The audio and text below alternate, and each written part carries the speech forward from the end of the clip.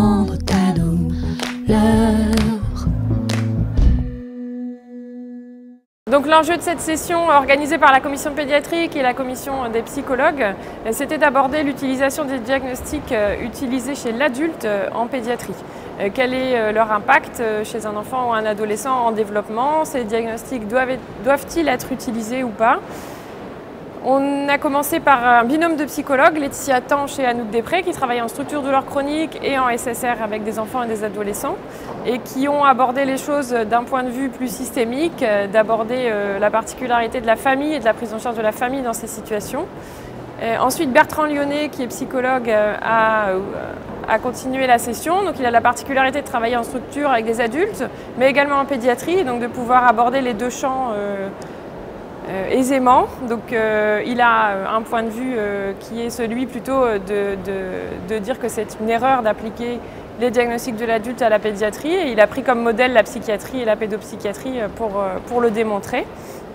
Et ensuite, Elisabeth Fournier-Charrière et moi-même avons repris un petit peu de description des patients qui sont vus en structure douleur chronique pédiatrique pour notamment des douleurs musculo-squelettiques diffuses.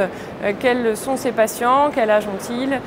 Quels sont les diagnostics qui sont utilisés? Donc on est parti cette année des recommandations allemandes qui sont des recommandations réactualisées en 2017 sur l'utilisation du terme de fibromyalgie chez l'enfant, avec des recommandations allemandes qui vont plutôt contre l'utilisation de ce terme chez l'enfant.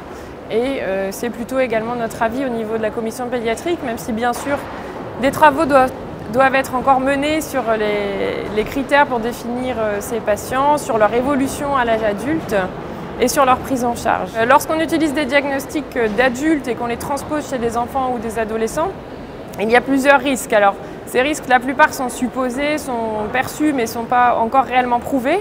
Donc, ce qui est probablement le plus fréquent, c'est un risque de surmédicalisation, de prescrire des médicaments inadaptés à ces enfants et ces adolescents, à prescrire peut-être aussi beaucoup plus d'examens paramédicaux, d'examens invasifs.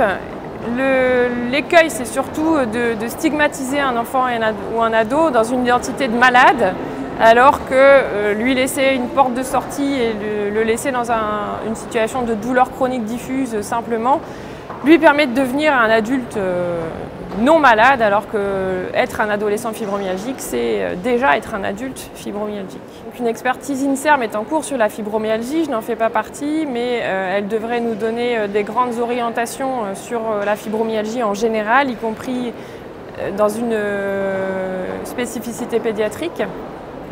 Et puis là, au cours de la session, on a abordé très rapidement les premiers résultats d'une étude intitulée IDEA, comme Impact douleur enfant-adolescent, qui a été menée par la commission pédiatrique dans 14 centres, qui a inclus plus de 230 enfants. Et cette étude nous permettra de décrire au mieux les patients qui sont rencontrés dans les structures pédiatriques, sur des aspects purement descriptifs, mais également sur des aspects plus intéressant, probablement plus qualitatif, sur l'impact des douleurs, sur le plan scolaire, professionnel pour les parents, sur le plan des émotions, du retentissement fonctionnel ou de la qualité de vie.